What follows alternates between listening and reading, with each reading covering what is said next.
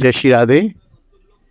भक्ति भजन यह साधक की अवस्था और स्तर पर भी निर्भर करता है। ब्रज में हो या भजन के क्षेत्र में हो, अनेक संप्रदाय हैं।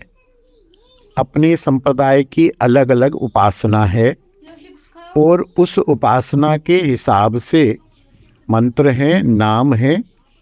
जो कहता है या तो वो अनुभव के आधार पर कहता है या उसको पता नहीं है, जो इधर से सुना उधर से सुना। लेकिन इसीलिए ही हमें किसी एक मत, एक पंथ, एक संप्रदाय को पकड़ना होगा। ये बात ठीक है कि प्रिया जी राधा राधा नाम सुन के प्रसन्न होती हैं, ऐसा नहीं है कि प्रसन्न नहीं होती हैं, लेकिन वो कृष्ण का नाम सुन के ज़्यादा प्रसन्न होती हैं। ऐसे ही कृष्ण जी जो हैं, ऐसा नहीं है कृष्ण कृष्ण जय श्री कृष्ण हम कहते रहें तो कृष्ण प्रसन्न नहीं होते। कृष्ण प्रसन्न होते हैं, 100% प्रसन्न होते हैं। लेकिन अगर कृष्ण को राधा नाम सुना दो तो 120% प्रसन्न हो जाते हैं।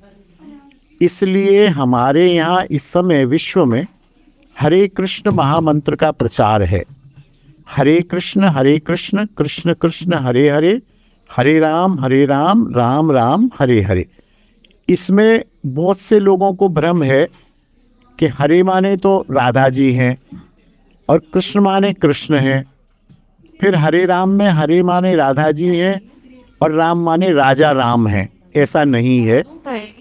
हरे कृष्ण का जो हिंदी अर्थ है वो है राधा कृष्ण कृष्ण कृष्ण राधा राधा, राधा रमण रमण रमण राधा राधा। राम का अर्थ यहाँ रमण है, राम का अर्थ राजा राम नहीं है। हालांकि कुछ लोग राम का अर्थ राम भी लगा लेते हैं, नाम करने में कोई हर्ज नहीं है। लेकिन आप ये देखो कि एक लाइन में तो हम कृष्ण का स्मरण कर रहे हैं और एक लाइन में हम राम का स्मरण कर रहे हैं।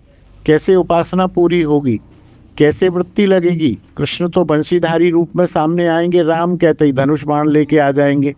तो ऊंचे स्तर पर ये बात समझ आएगी। हो सकता है अभी ना आए, अभी बहुत से लोगों को ये बात बुरी भी लगेगी, लेकिन वास्तविकता यही है कि उपासना की जाती है। और ऐसा बिल्कुल नहीं है कि कृष्ण कृष्ण कहने से कृष्ण नहीं मिलेंगे और राधे राधे कहने से ही मिलेंगे, ऐसा नहीं है।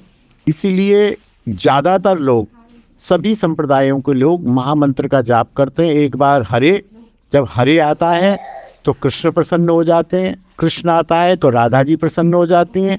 और पूरे महामंत्र का जब हम पाठ करते हैं, हरे कृष्ण कृष्ण कृष्ण हरे हरे, हरे राम राम राम हरे हरे, राधा भी प्रसन्न होती है, कृष्ण भी प्रसन्न होती है, दोनों प्रसन्न होते हैं।